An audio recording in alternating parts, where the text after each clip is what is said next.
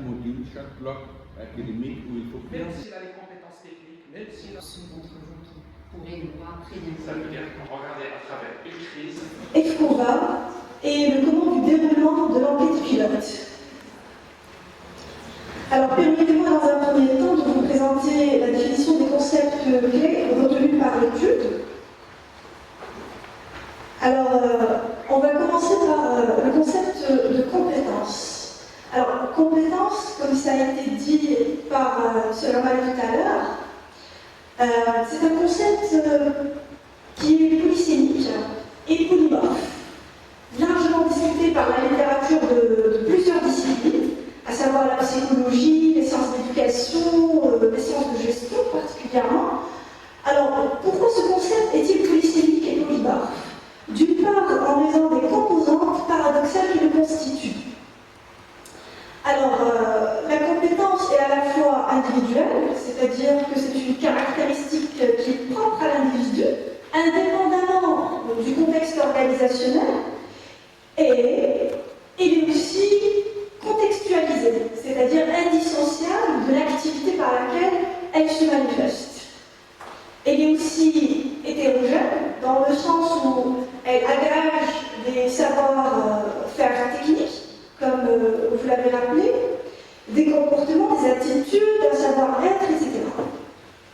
Et elle est, tout ce que je viens de citer là, c'est des éléments qui sont subjectifs, et il est aussi scientifique et objectif dans la mesure où elle dicte en fait les exigences qui sont requises pour tenir un poste de travail. Et là, je fais appel aux références entre les compétences, et les compétences sont des critères fondamentaux pour évaluer la gestion des emplois et des carrières. La compétence est aussi dynamique dans la mesure où elle se reconstruit. Tous ces éléments qui la composent se reconstruisent pour répondre aux besoins du contexte. Alors, la deuxième raison pour laquelle on a des divergences notables dans la définition du concept compétence revient à la position prise par les auteurs de mettre l'accent sur une dimension par rapport à une autre. Alors, c'est soit en fait une dimension qui est cognitive et statique, ou une dimension sociale, affective, qui est dynamique, ou encore adopter une position multidimensionnelle, intégrée, qui embrasse tous ces éléments dans la dialectique. Soit la dimension à la fois cognitive, individuelle et sociale. Alors, pour l'étude de EFCOVA, nous adoptons la définition multidimensionnelle de la compétence, car elle nous semble la mieux à même d'embrasser le concept dans son adversité et complexité. Alors, nous retenons la définition de l'OCDE, issue de son programme DESCO, donc définition sélection de compétences, qui considère en fait que le concept de compétence ne se réduit pas uniquement à l'acquisition de connaissances et d'aptitudes, mais elle suppose en fait la mobilisation de ces compétences, aptitudes, attitudes et valeurs. Ça, c'est très très intéressant pour répondre aux besoins du contexte. Alors, ces définitions correspondent également à la définition qui a été retenue par le rapport de Jacques Delors, un rapport très intéressant qui s'intitule L'éducation, un trésor caché dedans, à côté du rapport de l'initiative de compétences de vie, bien qu'ils ont un peu une autre approche, une définition un peu différente pour les compétences de vie, et le rapport de l'éducation 2030 dans la vision en fait 2030. Alors, ce qui est intéressant, c'est que les attitudes, vous pouvez vous demander que viennent faire les attitudes, les valeurs dans les compétences.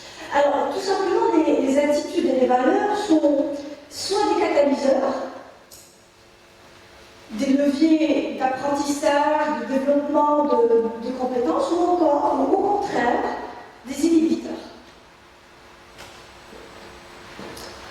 Alors, le concept de compétence il est très important, notamment à l'ère actuelle de l'économie savoir, dans la mesure où la somme des compétences personnelles influe sur la capacité à accomplir les objectifs communs de la société du savoir et de l'économie du savoir. Alors, on note plusieurs concepts connexes des compétences. L'étude EFCOVA se base sur des compétences transversales, dans le sens qu'elles ne sont pas spécifiques, justement, comme ça a été précisé par M. O'Malley, à un métier donné, et aussi sur des compétences individuelles, par opposition aux compétences qui sont liées au groupe ou collectif.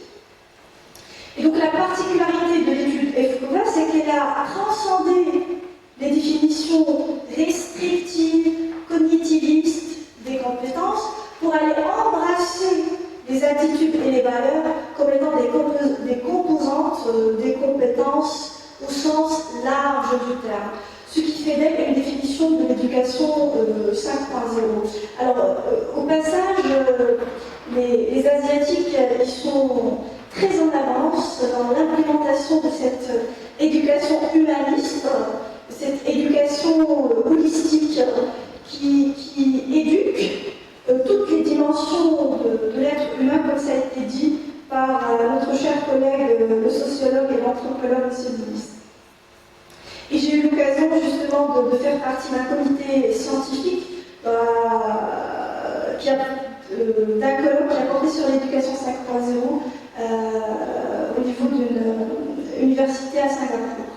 Alors, la définition des compétences va porter sur les différents piliers de connaissances, à savoir apprendre à connaître, à faire, à être et à vivre ensemble, ce qui va nécessiter la recherche de cadres conceptuels pour construire celui qui est propre en fait à l'étude EFCOVA, comme je l'ai précisé dans ma première intervention. Alors, les valeurs sont des idéaux qui donnent un sens à nos vies, qui orientent le choix, et c'est ce qui donne justement cette cohérence et de la constance à nos actions. Et l'UNESCO applique dans le rapport sur les valeurs en éducation et au travail, tire la sonnette d'alarme quant aux conséquences de la négligence de l'éducation aux valeurs et font allusion à la crise de valeurs actuelle. Et ce qui explique, je cite, l'importance excessive accordée aux connaissances et aux compétences a conduit à négliger les valeurs et les attitudes. Et là, je pense que vous l'avez compris, ils font allusion à la compétence au sens restrictif du terme. Ainsi, le produit de notre système éducatif est un technicien habile et compétent qui n'est peut-être pas mature ou émotionnellement stable, pas nécessairement un travailleur honnête ou responsable. Et à ce registre, les propos d'Albert Camus sont sur les valeurs résonnent encore aujourd'hui. Alors, il dit « faute de valeurs supérieures qui orientent l'action, on se dirigera dans le sens de l'efficacité immédiate. » Et c'est ce que notre cher ami professeur Bonassen a précisé dans son propos. Rien n'étant vrai ni fou, bon ou mauvais, la règle sera de se montrer le plus efficace, c'est-à-dire le plus fort. Le monde alors ne sera plus partagé en juste et en injuste, mais en maître et en esclave. Alors on arrive à la définition du troisième mot-clé du libellé de l'étude de EFCOVA, c'est emploi du futur. Alors par définition, emploi du futur n'existe pas encore.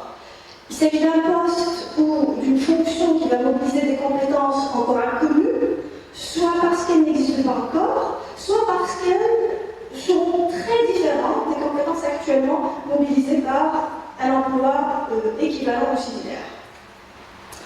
Alors, pour ce qui est de la construction du cadre conceptuel, on s'est basé sur des rapports édités par les acteurs du marché d'emploi, d'accord, à savoir le rapport du World Economic Forum sur Future of Jobs, le rapport sur l'initiative d'éducation aux compétences de vie et de citoyenneté, et vous remarquez que, en fait, chaque rapport présente son propre cadre conceptuel. D'accord ? Et aussi le cadre d'apprentissage du XXIe siècle, donc the framework for 21st century learning. Alors pour ce qui est des valeurs de travail, elles sont essentiellement puisées du rapport de l'UNESCO sur values for learning and working together in a globalized world. Alors, ils distinguent deux valeurs primordiales, ce qu'ils appellent en anglais overarching values, qui sont la dignité humaine, la dignité du travail, qui les ont déclinées en 8 valeurs fondamentales, lesquelles sont éclatées en 32 valeurs associées. Alors, parmi ces valeurs, il y a la spiritualité globale. Alors, pour construire le cadre conceptuel des compétences et valeurs propres à l'étude de EFCOVA, on a butiné dans la richesse des cadres conceptuels présentés, tout en restant alerte par rapport à leur adversité et au choix de la teneur conceptuelle retenue au départ. Et donc, le défi était de tisser de la cohérence dans la divergence des cadres conceptuels présentés. Et telle est justement la grande valeur ajoutée de l'étude EFCOVA, qui combine à la fois le regard des acteurs du marché d'emploi et du secteur d'éducation. Et en conséquence, le cadre conceptuel des compétences et valeurs est loin, je pense que vous l'avez deviné, est loin de se réduire à une simple compilation de cadres conceptuels. Alors, voilà le cadre conceptuel de l'étude EFCOVA, que je précise conjugue des compétences et valeurs, et les rapports que je vous ai présentés traitent de manière un peu dichotomique soit des compétences à part, soit des valeurs à part. Alors, on a des compétences d'apprentissage qui sont en fait des compétences qui sont liées à apprendre, à connaître, ou encore la dimension cognitive. Des compétences d'employabilité encore, apprendre à faire, ou la dimension instrumentale, et puis compétences pour l'autonomisation personnelle, ou encore apprendre à être, ou la dimension individuelle et personnelle. Et puis nous avons des compétences de vie et de carrière. Alors en fait, les éléments du cadre conceptuel que vous avez sous les yeux constituent les items du questionnaire. Les compétences de vie et de carrière se composent dans une large mesure des valeurs dont voici leurs composantes. Alors, le questionnaire est composé de 4 axes ou thèmes, et le dernier axe, il porte sur les données sociodémographiques. Alors, l'idée qui trame l'ossature du questionnaire, c'est que le premier axe a pour objet de recueillir les compétences, les perceptions des étudiants sur les compétences et les valeurs du marché du travail du futur. Et les questions qui sont posées ont pour objet de recueillir des opinions, des perceptions sur des attitudes et comportements, ou encore des attitudes et des comportements. Et dans ce cas, la question, c'est une question dans une mise en situation.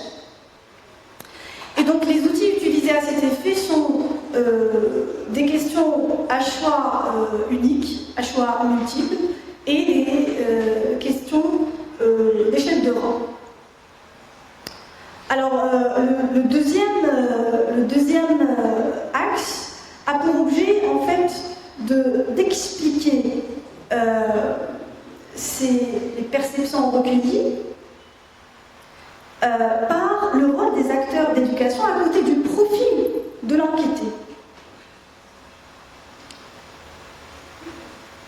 Le troisième axe cherche à sonder la perception de l'étudiant par rapport à l'impact de l'IA sur la qualité d'apprentissage et des opportunités d'emploi. Et cet axe cherche également à sonder le comportement futur de l'étudiant après la diplomation par rapport au type de travail désirés et canaux de recherche d'emploi qu'ils comptent utiliser. Je pense que cette information est très recherchée par nos amis de l'ONMT, l'Observatoire national du marché du travail. Alors, le quatrième axe, il cherche à sonder les attentes de l'étudiant de l'université de demain pour le préparer à l'emploi du futur, mais pas que, mais aussi à une citoyenneté épanouie. Alors, les questions de recherche du questionnaire sont déclinées en hypothèses à vérifier. Et vu que l'on cherche à croiser la perception de l'enseignant et de l'étudiant par rapport aux compétences et aux valeurs qui sont acquises par le marché du travail du futur, il est tout à fait naturel donc, que le questionnaire enseignant soit le reflet du questionnaire étudiant. Bien entendu, des adaptations en termes de langage, de propos ont été apportées. Alors, le questionnaire étudiant fait 42 questions et le questionnaire enseignant 37. Mais en réalité, les deux questionnaires font 30 questions chacun, puisque le reste, c'est des questions socio-démographiques. Toutes les questions du questionnaire étudiant sont fermées, alors qu'on a 4 questions ouvertes pour le questionnaire enseignant et une question conditionnée pour les deux questionnaires.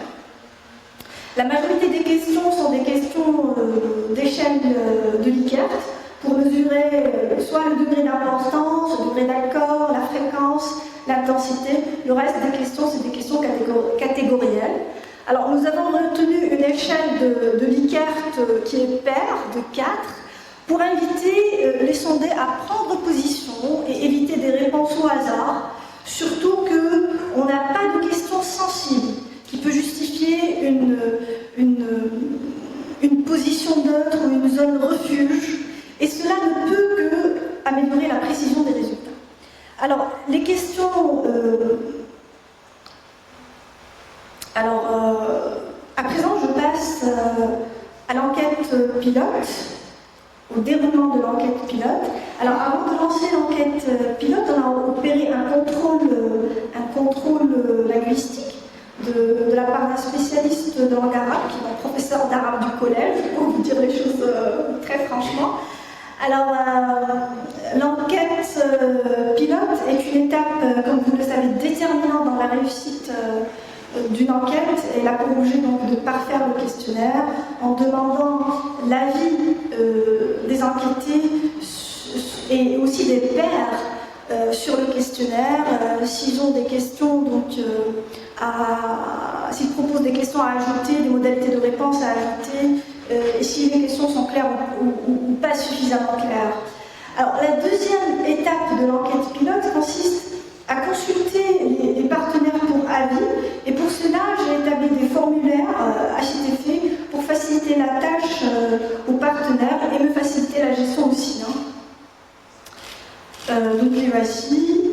Alors, sur la base des retours qu'on a reçus des enquêtés et qu'on a reçus aussi des partenaires, déjà des ajustements nécessaires ont été apportés aux deux questionnaires. Et il faut dire que les étudiants, ils ont beaucoup contribué dans la construction du questionnaire, puisque je les ai consultés sur les réseaux sociaux et sur Classroom pour discuter de leurs attentes, surtout de leurs attentes de l'université de demain, pour assurer l'adéquation formation-emploi et aussi par rapport aux services estudiantins. Alors, jusqu'à dimanche dernier, donc 5 mai, on a recueilli 215 questionnaires remplis, majoritairement par des étudiants qui relèvent, majoritairement par des étudiantes, donc qui relèvent d'universités publiques et privées. Le questionnaire a été rempli par des étudiants qui relèvent de plusieurs disciplines, des sciences humaines exactes, qui étudient en français, en arabe et aussi avec d'autres langues étrangères. Par ailleurs, tous les cycles de formation sont représentés.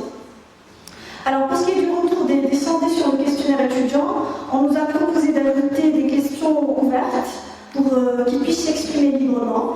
Et les sondés ont été à l'origine de l'axe attente de l'université de demain. Alors, on a reçu 31 questionnaires enseignants remplis. La majorité des sondés sont des hommes, cette fois-ci, hein, c'est pas comme les étudiants, de différentes tranches d'âge, de grades aussi, cumulant une expérience allant de 3 ans à 30 ans et relevant de plusieurs disciplines des sciences exactes et humaines, et aussi de plusieurs universités publiques et privées, à côté d'écoles d'ingénieurs. Alors la quasi-totalité des retours ont attesté de la pertinence du questionnaire. Certains l'ont trouvé long, voire très long. Donc j'ai rapporté également ce qu'on a reçu. Et en effet, je suis consciente que le questionnaire est un peu lent et long. Et pour cela, j'ai pris des mesures pour remédier au risque de non-complétion du questionnaire et aussi au biais de fatigabilité. Et pour cela, j'ai pris des mesures pour diminuer la charge cognitive sollicitée en variant le format des items et en harmonisant la légende des échelles, en mettant aussi en relief le fil conducteur entre les questions, tout en prévoyant des questions de contrôle et des réponses de contrôle. Alors je pense que les mesures entreprises ont donné leurs fruits, puisque les personnes qui ont témoigné que le questionnaire est long ont terminé le questionnaire. Par ailleurs, les 2/3 des sondés dans les 2 questionnaires, étudiants-enseignants, ont consacré entre 10 et 15 minutes de leur temps pour remplir le questionnaire, ce qui est dans les normes. Donc, un autre indice très fort qui appuie cette conclusion est que tous les sondés ont donné leur avis sur les questionnaires en rédigeant. Donc, il fallait saisir, sauf 2, hein, honnêtement. On conclut que le nombre de questions n'est pas une barrière à la non-complétion du questionnaire. À leur tour, les enseignants trouvent que les questions sont claires. J'ai reçu une proposition sur le respect de l'environnement ou l'écologie. Nous avons déjà une question prévue dans ce sens. Voilà, je vous remercie pour votre aimable attention.